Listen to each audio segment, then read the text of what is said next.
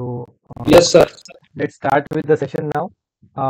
First of all, there are two things which I wanted to ask, I wanted to share or talk with you. First is कि आज हमारा first class है entrepreneurship development का। तो entrepreneurship development के लिए हमने एक तो आपसे ये शेयर किया था, जो आई होप सबके पास होगा। यदि किसी ने नहीं भी पढ़ा है तो इस पहले बॉक्स को पढ़ने के लिए I am going to give you a small time right now. तो you can read this seeds of virtue. until 1981, Narayan Reddy, MSc Organic Chemistry, had been working on pharmaceutical company where he had developed a molecule. He was contemplating commercial utilization of that molecule by setting up a small scale unit, much smaller than what he actually started. Actually, he met two medicos who had just returned from a Gulf country and were looking for some productive avenue for investment of their savings. Reddy's idea appealed to them. Thus, the willing entrepreneurs met where there is a will, there is a way, and the seeds for the venture were sown.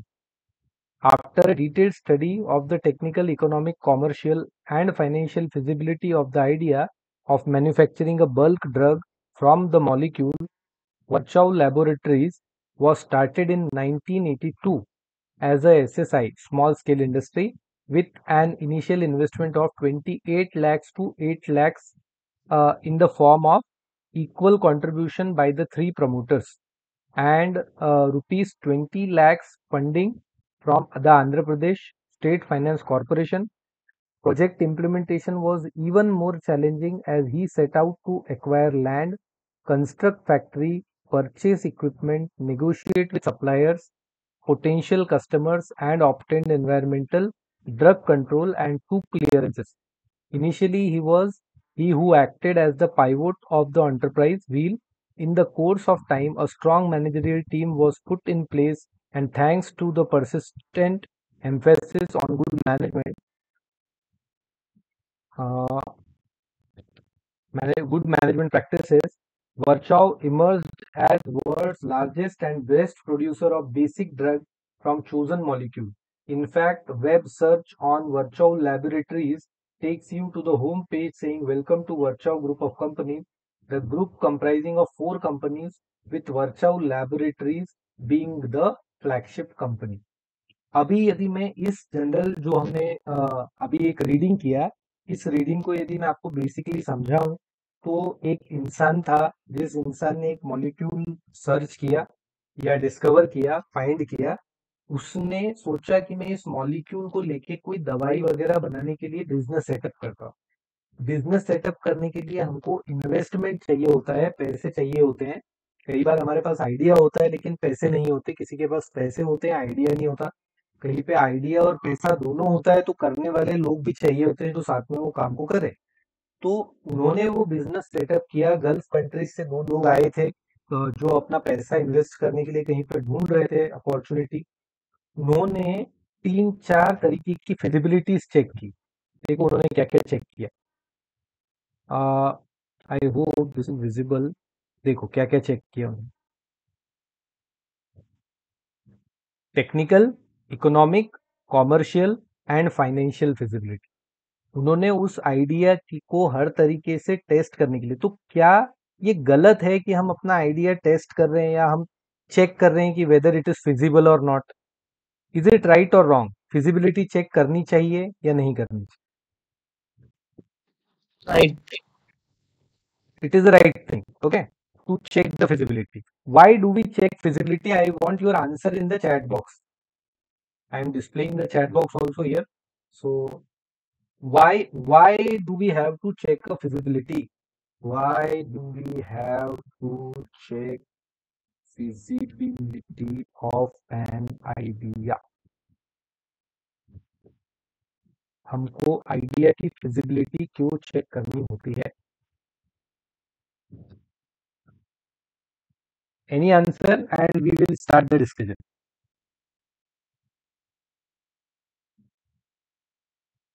So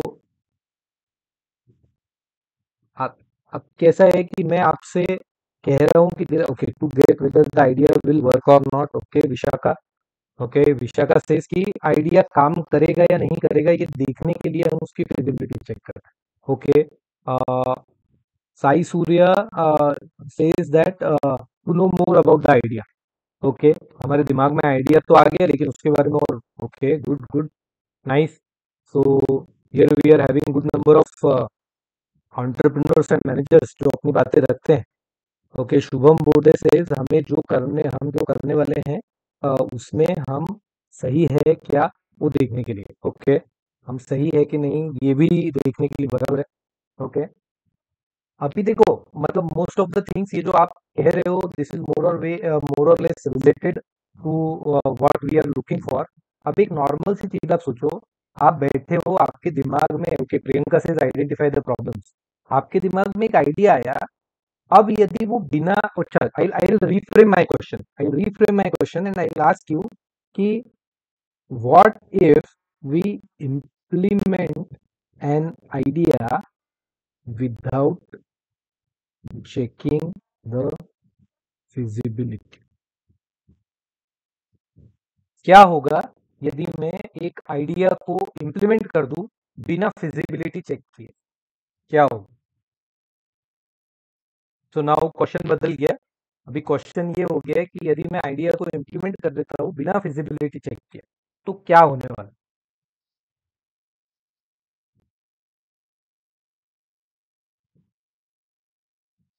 I am sure the answer will come. Gaurav Adama ने, पता नहीं इसने कुछ तो share किया है but I am not going to click the link. We can not be successful in than part SK, I don't know who is SK. Idea fail हो सकता है, okay it will not stay in sir हम market for inform long decision नहीं ले period, सकते profit sir. और loss, okay we can face problems, it it's will be chance fail of, okay okay okay. तो मुझे एक चीज बताओ, मुझे एक चीज बताओ कि did the ideas which were well planned or uh, after checking visibility visibility did they all succeed? मेरा क्वेश्चन ये है, मैंने लिख दिया है मैं समझा रहा हूँ कि वो आइडिया जिनको प्लानिंग के साथ किया गया या फिजिबिलिटी चेक करने के बाद किया गया, क्या वो आइडिया फेल नहीं हुए? क्या वो सारे आइडिया सक्सीड हो गए? स्पेलिंग गलत होगी, डबल ही आएगा। क्या वो सारे आइडिया सक्सीड हो गए? मतलब जो प्लानिंग के साथ किए गए क्या वो सारे, ओके मतलब ऋषिकेश से, okay okay there are many nos, okay okay fair. So इसका मतलब ये है कि यदि मैं प्लान करके करूं या प्लान करके ना करूं तो भी, या फिर मेरा आइडिया तो फेल हो सकता है, आइडिया कुछ फेल होंगे। अच्छा there is a second part of question, did any of the idea got success which was unplanned? ऐसा कोई आइडिया क्या कभी सक्सेसफुल हुए हैं जिनको कभी प्लान नहीं किया गया, अनप्लान था इंस्टेंटली हो गया लेकिन सक्सेसफुल हो गया? क्या ऐसे हुए हैं, ऐसे चांसेस हुए हैं पहले? ओके हाँ। अब देखो क्या होता है जब भी हम कभी ऐसा आंसर करते हैं ना कि मे बी वगैरह या हो सकता है या ऐसा, तो इसके दो मीनिंग होते हैं। इसका एक मीनिंग ये होता है कि आपने पढ़ा ही नहीं है तो आपको पता ही नहीं है कि ऐसे आइडियाज पास्ट में हो चुके हैं, या फिर आपको आपको खुद सोच के बोल रहे हैं कि you have to take your stand, yes or no. तो आपने यस और नो, तो ये ना बीच वाले स्टैंड लेने से बंद कर, मतलब मत लिया करो वो स्टैंड। स्टैंड हमेशा होना चाहिए कि it has to be very clear कि आइदर यस और नो, सही भी हो सकता है गलत भी हो सकता है, that is a separate thing, but at least I should have a stand. या फिर मैं ये बोलूँ कि नहीं मैंने पढ़ा नहीं है, दैट इज ओके। बट ये मे बी वगैरह ना बड़े फिर, क्या आप अच्छे हो, हाँ मे बी शायद अच्छे होंगे, आई डोंट नो। तो लाइक दैट, तो please be clear, yes or no. तो हमको ये समझ आ गया कि ऐसे भी आइडिया सक्सेसफुल हुए हैं जो आइडियाज कभी भी प्लान नहीं किए गए, और ऐसे आइडियाज फेल भी हुए हैं जो पूरी प्लानिंग के साथ मार्केट में गए। तो फिर इसका मतलब फेल हो जाएगा ये मेरे क्वेश्चन का आंसर नहीं। हमको क्या जरूरत है फिजिबिलिटी चेक करने की, इसके आंसर में आप ये नहीं कह सकते कि बिना फिजिबिलिटी के गया तो फेल हो जाऊंगा, क्योंकि फेल तो आप फिजिबिलिटी चेक करने के बाद भी हो सकते हो। तो that is the separate thing. Okay, तो there has to be some other answer then, ऐसा कोई आंसर जो कि हमको लगे कि नहीं यार, हाँ ये तो आंसर रीजनेबल है, बराबर। प्लान करने से अच्छा डायरेक्ट किया हुआ प्लान कभी कभी अच्छा होता है। ओके, बट देन इसका मतलब ये भी तो नहीं ना कि हम सारे काम बिना प्लानिंग के ही करें। तो फिर क्या रीजन है, why why this feasibility has to be check? तो क्वेश्चन अभी भी वही पुराना वाला है कि हम फिजिबिलिटी चेक क्यों करते हैं, फिजिबिलिटी चेक करना क्यों जरूरी है।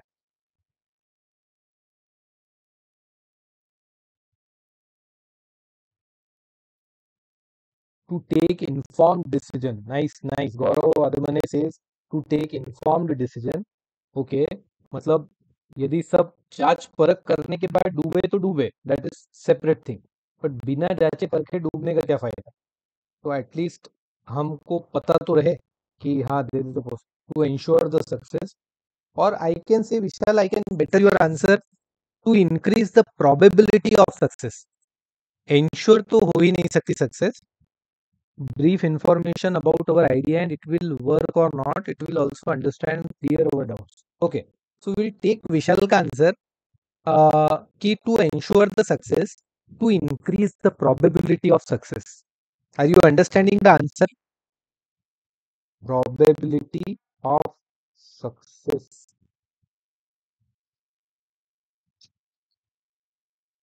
लॉस की प्रोबेबिलिटी कम करता है।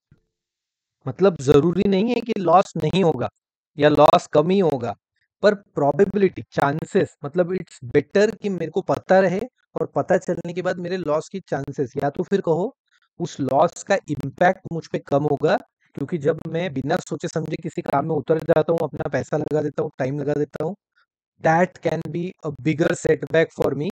क्योंकि यदि मैंने प्लान करके लिया है तो शायद I may have a backup option. Okay, so वो बिजनेस में होता है। तो now let us go back to our main link जो मैंने आपको दी थी कि what is an entrepreneur. So entrepreneur कौन होता है? एंटरप्रेन्योर कौन होता है? Entrepreneur is one who envisions new opportunities, products, coordinate all activities. Who envisions new opportunities, products, techniques, and business lines and coordinates all the activities to make them real. Entrepreneur वो होता है जो risk लेता है, business start करता है खुद, उसका या तो उसका आइडिया या तो कहीं से वो इंस्पायर होकर आइडिया लेता है और वो अपना खुद का बिजनेस स्टार्ट करता है, दैट इज एंटरप्रेन्योर। तो क्योंकि ऑनलाइन क्लासेस ज़्यादा लंबी नहीं होती, तो let me cut it short और मैं आपको बताता हूँ कि what two things we are focusing upon. So one is this, another one is this. Now there is another term called intrapreneur. एक होती है एंटरप्रेन्योर और एक होती है इंट्राप्रेन्योर। पहली बात तो आप ये दिमाग में रख लो, इंट्राप्रेन्योर जो है वो एक एम्प्लॉय होता है। इंट्राप्रेन्योर कौन होता है? एक एम्प्लॉय होता है जो काम की पूरी रिस्पॉन्सिबिलिटी ले लेता है।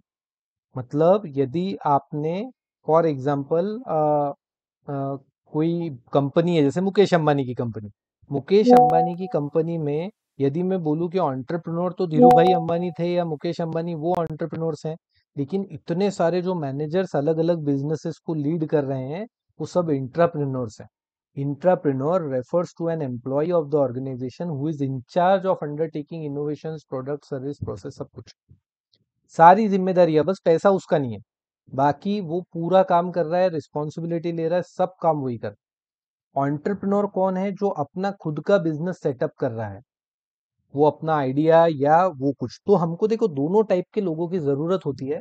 एक बीच में क्या टाइम शुरू हुआ था जहाँ पे लोग बोलने लगे थे कि यार entrepreneur, I hope I am audible, if I am your Audible you can write a yes.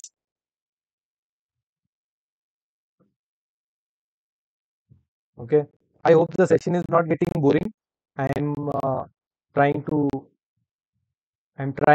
put things in right perspective. हमको अल्टीमेटली आज के पहली क्लास में हमको कुछ वर्ड्स समझ जाने हैं. One is entrepreneur, one is entrepreneur. हमको एंटरप्रेन्योरशिप, वो हमको कुछ एक वर्ड बस समझ आ गए ना, तो पहला लेक्चर हमारा सक्सेसफुल. तो व्हेन आई से एंटरप्रेन्योर, तो वो इंसान जो खुद रिस्क ले रहा है, बिजनेस शुरू कर रहा है, अपनी कंपनी को लीड कर रहा है, that is an entrepreneur. And intrapreneur is a person जिसको कि हमने जॉब पे रखा है और वो सारी रिस्पॉन्सिबिलिटी ले रहा है. तो यदि मुझे किसी बिजनेस को सक्सेसफुल करना है, तो मुझे इंटरप्रेन्योर चाहिए होगा या इंटरप्रेन्योर चाहिए होगा. So I have a business और मुझे अपना बिजनेस सक्सेसफुल करना है, तो will I need a entrepreneur और will I need an entrepreneur? Entrepreneur. Okay, both both both. अब देखो, बिजनेस मेरा है तो एंटरप्रेन्योर तो मैं हो गया. मेरा बिजनेस है तो मैं एंटरप्रेन्योर हूँ ना. आइडिया मेरा, बिजनेस मेरा, तो एंटरप्रेन्योर तो मैं हूँ.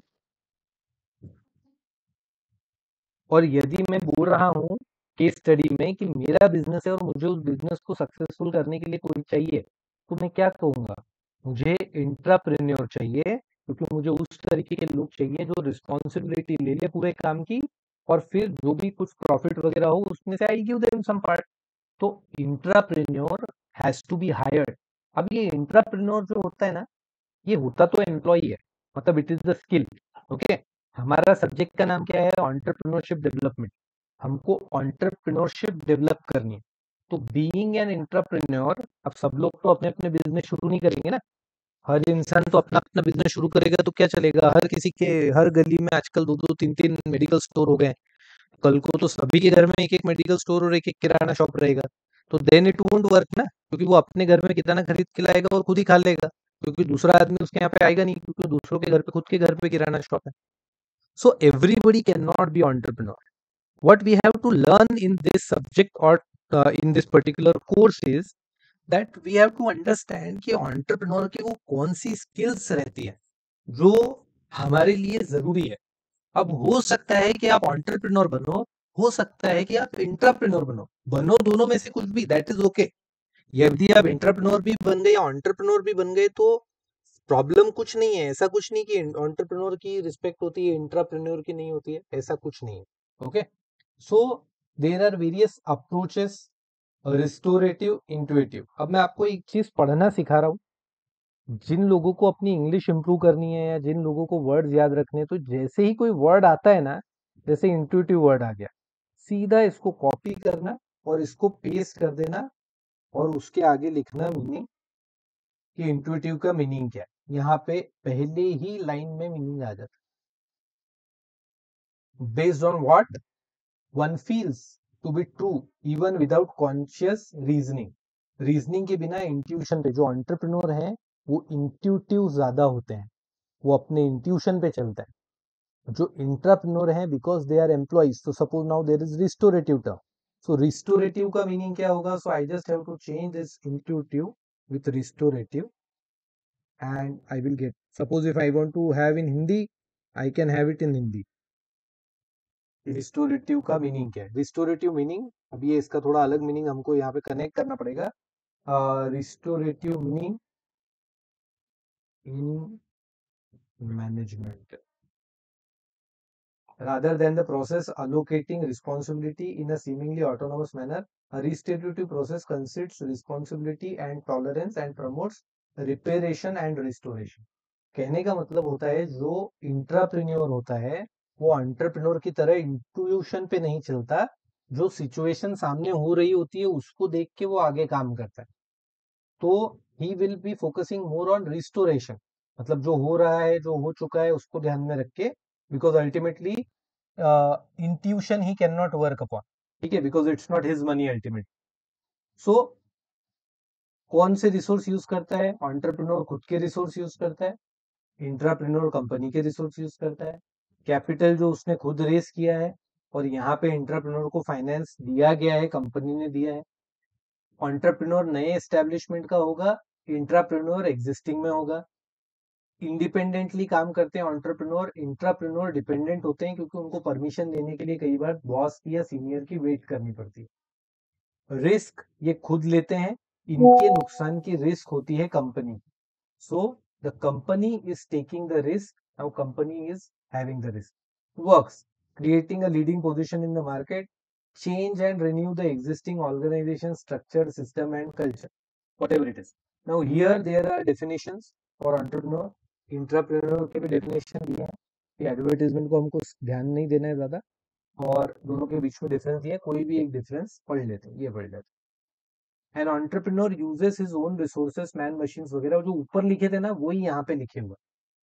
तो इफ यू सी हमारे क्लास का जो पहला टारगेट है, if we go back to the teaching plan of entrepreneurship and if we check, we have these 4 things to be studied: entrepreneur, intrapreneur, entrepreneurship and manager. अभी देखो, manager एक नया word आ गया कि who is the manager. Manager और intrapreneur में क्या डिफरेंस है? Can somebody tell me? Manager versus intrapreneur,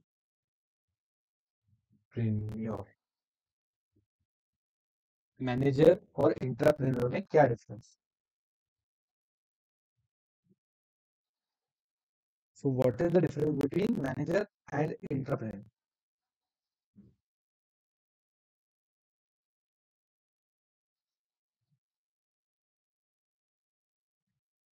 एक बेसिक डिफरेंस,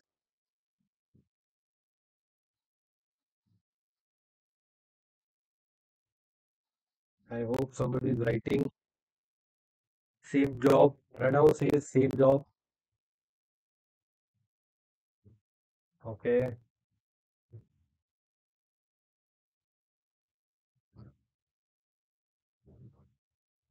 प्रणव बोल रहा है सेम जॉब। प्रणव के अलावा और कोई कुछ नहीं बोल रहा है। फिर चल, यदि नहीं समझ आ रहा है, इतना टाइप करने में टाइम लग रहा है, तो we will see this. Okay, difference between manager and, ये अभी हमको ये भी देखना है साथ साथ में कि हम क्या कैसे ढूंढते हैं, कैसे आंसर सर्च करते हैं। देख, ज्यादा पढ़ता भी नहीं मैं, आपको यही देखना है। Entrepreneur is like an entrepreneur but works for the other people. A manager manages a group of staff in existing business. मतलब एक ये देखो, यहाँ पे इन्होंने इस वाली लिंक में they have given a clear cut picture of who the entrepreneur is.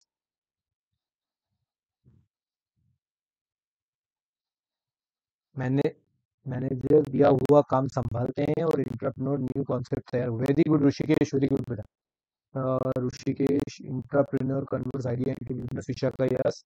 Shantanu says manager manage employees. Okay, manager manages the activity in the company. Okay, manager who manages the team. एक बात ये ऋषिकेश ने बिल्कुल सही सही लिखी है कि जो दिया हुआ काम संभालते हैं, यानी कि वो ना ओनरशिप नहीं ले रहा। फिर भी वो क्या कहेगा, मैनेजर यार देखो आपने बोला था इससे इतना इतना कराना, मैंने उसको पूछा, आपने बोला था तो मैंने उससे बात करी, मैंने आपने बोला था तो मैंने उसके हिसाब से इतना करा। अब वो यदि नहीं कर रहा है तो वो मुझे नहीं पता, आपको निकालना है तो आप उसको निकाल दो। मतलब वो ना सॉल्यूशन की बात नहीं करेगा, वो क्या बोलेगा कि आपने मुझे काम दिया था, मैंने ऐसा ऐसा किया, मैं अपनी जगह पे बिल्कुल सही हूँ, मैंने इतना इतना किया। वो ओनरशिप नहीं लेगा काम। तो the key word what I want you to remember from today's class is ownership. Ownership, काम की ओनरशिप इंट्राप्रेन्योर लेता है, मैनेजर उतनी हद तक ओनरशिप नहीं लेता। इंट्राप्रेन्योर अपना ही काम समझ के, बस कंपनी ने दिया है लेकिन इंट्रा। अब आप मुझे बताओ कि आप किस तरीके के बंदे को अपनी कंपनी में हायर करना चाहोगे, इंट्राप्रेन्योर और मैनेजर? आपको आपकी कंपनी में आपको हायर करना है, आप किस नेचर का आदमी पसंद करोगे, इंट्राप्रेन्योर या entrepreneur? So as rightly said, most of the people, जैसे जैसे आप hierarchy में, yes Vishakha, I agree with you, Vishakha says both and I agree with her, हमको जो सीनियर लेवल की जॉब होंगी, हम चाहेंगे कि सीनियर लेवल की जॉब्स में इंट्राप्रेन्योर रहे और रिलेटिवली जूनियर लेवल की जॉब्स में मैनेजर रहे, क्योंकि वहां पे उसको वही, लेकिन आप एक बात ध्यान रखना, यदि हमारी कंपनी में इंट्राप्रेन्योर ज्यादा काम कर रहे हैं तो that can B of great help, क्योंकि वो अपने अपने काम की रिस्पॉन्सिबिलिटी पूरी तरीके से लेंगे, they are going to take the ownership. तो कंपनी चलाने के लिए दोनों ही टाइप के लोग चाहिए रहते हैं। अभी डिपेंड करता है कि आप कंपनी कैसे चलाना चाहते हो।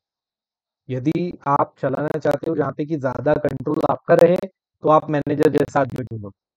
जब आप चाहते हो कि नहीं, आपको कम ध्यान देके, जैसे कि दिल्ली में when I was working there, there were 2-3 businesses, वो चाहते थे कि यार कोई ऐसा बंदा दिलवा दो जिस पे हमको ध्यान ना देना पड़े, जो अपने आप अपना काम कर ले, so that I can focus on other things. तो दिस टोटली डिपेंड्स ऑन आपको किस टाइप का बंदा चाहिए और आपको किस तरीके की रिक्वायरमेंट है। सो यस, समाधान also said it right, Priyanka said it right, that both are required. As per the requirement, we are going to find out whether we want entrepreneur or we want a manager.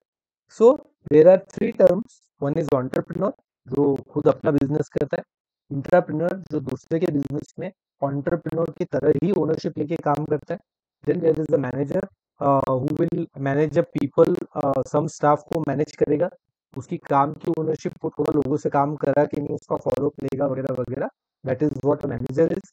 And last is one important term, that is entre entrepreneurship. Entrepreneurship is nothing but a process. ये जो entrepreneur कर रहा है काम, जो business का काम है, इसको entrepreneurship या फिर that is the exactly what we say process. So what is define entrepreneurship? Entrepreneurship. So whichever you just Stanford is a good thing to study. So we can see what is entrepreneurship. Why see I am showing you कि ये ना कई बार क्या होता है, बहुत easy होता है स्टडी करना, बस हम करते नहीं। तो entrepreneurship is nothing but a process. And the entrepreneurship refers to an individual or small group of partners who strike out an original path to create a new business. मतलब जो काम एक्चुअली में वो कर रहे होते हैं ना, तो ऑन्टरप्रेन्योरशिप करके एंटरप्राइज बनाता है। Are you getting my point? Are you with me? Entrepreneur entrepreneur entrepreneurship करके एंटरप्राइज सेटअप करता है। याद रहेगा कि हाँ बोलो, हैंड रेज कर दो, रेज योर हैंड यदि आपको हाथ याद रहेगा तो। ओके, ऑन्टरप्रेन्योरशिप करके एंटरप्राइज सेटअप करता है। एंड एनी और एवरी ऑर्गेनाइजेशन, कंपनी और enterprise, it is a separate entity. एक बार कोई कंपनी बन गई तो वो सेपरेट एंटिटी होती है, ओनर्स और कंपनी अलग अलग होते हैं। तो मैं और कंपनी अलग चीजें हैं। ऑन्टरप्राइज, किसी भी कंपनी का अल्टीमेट गोल क्या रहता है, देखते कौन लिखता है सबसे पहले चैट बॉक्स पर। कंपनी का सबसे important goal, yes Vishal Tora, thanks. Profit, profit Swapnil Ubade, okay, almost in the equal time. Okay, now income और प्रॉफिट में डिफरेंस है बेटा, इनकम नहीं, profit is the, income is not the aim. Income बहुत हो सकती है, इनकम किसी की 1,000 करोड़ की हो सकती है, लेकिन वो 1,000 करोड़ कमाने के लिए 2,000 करोड़ रुपए खर्च कर चुका होगा, ये भी हो सकता है। So when we have to see, ultimately goodwill वगैरह ये सब भी ठीक है, अच्छी बात है, चाहिए होता है, but then ultimately if something which a company looks for is nothing but, they call in corporates as a bottom line. Bottom line is nothing but the profit. So ultimately आपने कितना प्रॉफिट अर्न किया है, इसके पीछे company या enterprise होती है। There are NGOs जिनका टारगेट प्रॉफिट नहीं होता, तो उनका टारगेट कुछ और होता है, फिर वो अपने टारगेट डिसाइड करते हैं। बट अभी हम एमबीए करने के लिए इसलिए आए हैं, so that we can see that how we can maximize the profit for our company. Okay, so are we clear? Do we have any doubts related to this entrepreneurship? So if there are any doubts, please. Now it's your time to speak. Then I'll just quickly comment upon why we are conducting the online class. But before that, if you have any doubt or query. So are you clear कि हमको यदि कोई चीज या word पता करना है तो गूगल पे कैसे ढूंढा जाता है? Are we clear about that? Okay,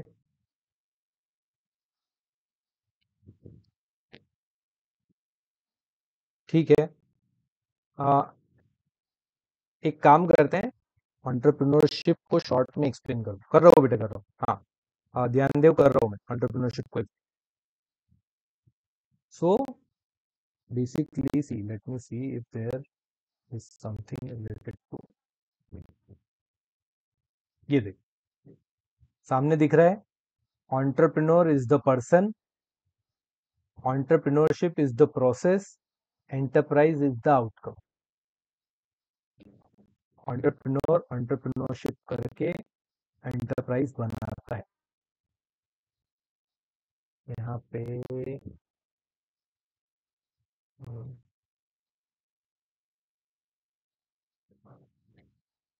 एक और चीज मैं चाहता हूँ कि आपको याद रहे।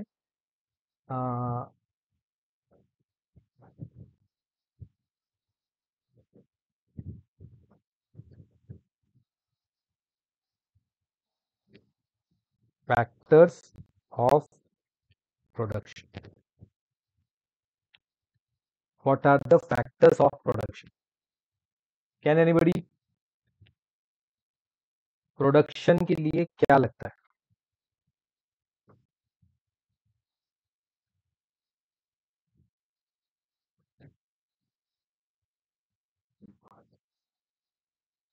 Fantastic, fantastic, fantastic.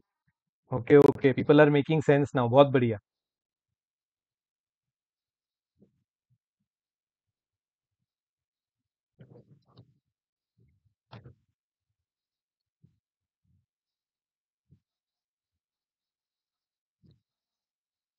हमको अल्टीमेटली ये चार चीजें लगती हैं: land, labour, capital and entrepreneurship.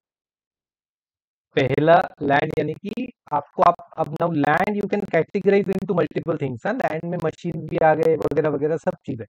So labour, labour मतलब people to do the work. And capital मतलब उसके लिए पैसा लगता है। And last but not the least is entrepreneurship, somebody to take that risk. वो रिस्क लेने वाला खुद एंटरप्रेन्योर भी हो सकता है, वो इंट्राप्रेन्योर भी हो सकता है। इनके बदले में उनको पैसे मिलते हैं। तो यदि किसी ने आपको जमीन दी है तो जमीन के बदले में उसको क्या मिलेगा? रेंट। यदि किसी ने आपको लेबर या जॉब वगैरह दी है तो उसके बदले में वो क्या करेगा? काम किया है तो उसके बदले में सैलरी लेगा। यदि किसी ने आपको सैलरी वो सॉरी कैपिटल दिया है तो आप उसको दोगे इंटरेस्ट। और यदि किसी ने अल्टीमेटली रिस्क ली है तो उसको आप दोगे प्रॉफिट। तो this is how it is कि आपको लैंड के बदले में रेंट मिलता है, लेबर के यदि आपने मेहनत की है तो सैलरी मिलेगी, यदि आपने कैपिटल दिया है, पैसा दिया है बिजनेस के लिए, तो आपको इंटरेस्ट मिलेगा। और यदि आपने फाइनली एंटरप्रेन्योरशिप या रिस्क ली है तो आपको उसके बदले में प्रॉफिट मिलेगा। Now these are the four things ultimately which you should remember. These are called factors of production: land, labor, capital and entrepreneurship. Are we clear with this? याद रहेगा क्या ये लास्ट टॉपिक था अभी के क्लास के लिए, कि हमको ये चार चीजें, मतलब एज ए एमबीए स्टूडेंट आपको कोई कभी भी पूछता है कि what are the factors of production, तो आपको सीधा सीधा उनको बता देना है लैंड, लेबर, कैपिटल और एंटरप्रेन्योरशिप। अल्टीमेटली ये चार चीजें फैक्टर्स ऑफ प्रोडक्शन है, और फैक्टर्स ऑफ प्रोडक्शन के बदले में हमको जो मिलता है रेंट वगैरह, वो सब भी आप उसको बता सकते हैं। So now entrepreneurship is a process. मतलब एक मैं एंटरप्रेन्योर हूँ, मतलब मैं रिस्क लेना चाहता हूँ, लेकिन मैं एक्चुअली में ले रहा हूँ। तो एंटरप्रेन्योरशिप करने के लिए मैं क्या कर रहा हूँ? एंटरप्रेन्योरशिप कर रहा हूँ मतलब मैं मटेरियल गैदर कर रहा हूँ, लोगों से मिल रहा हूँ, प्रमोट कर रहा हूँ, प्रोडक्शन करवा रहा हूँ, बेचने के लिए मार्केट में जा रहा हूँ। तो ध्यानदेव ने जैसे पूछा था कि एंटरप्रेन्योरशिप मतलब क्या, तो ये सारे काम जो मैं एक एंटरप्राइज को सेटअप करने के लिए करता हूँ या चलाने के लिए करता हूँ, इस पूरे प्रोसेस को एंटरप्रेन्योरशिप कहा जाता है। और हमारे सब्जेक्ट का नाम क्या है? हमारे सब्जेक्ट का नाम है एंटरप्रेन्योरशिप डेवलपमेंट। ठीक है। So basically we are looking for कि आप एंटरप्रेन्योरशिप डेवलप करें, यानी कि वो जो प्रोसेस है, वो process of creating an enterprise वो आपको डेवलप करते आना चाहिए। That is what our target is. तो डिलीवरी लेवल पे इतना था क्लास में। सो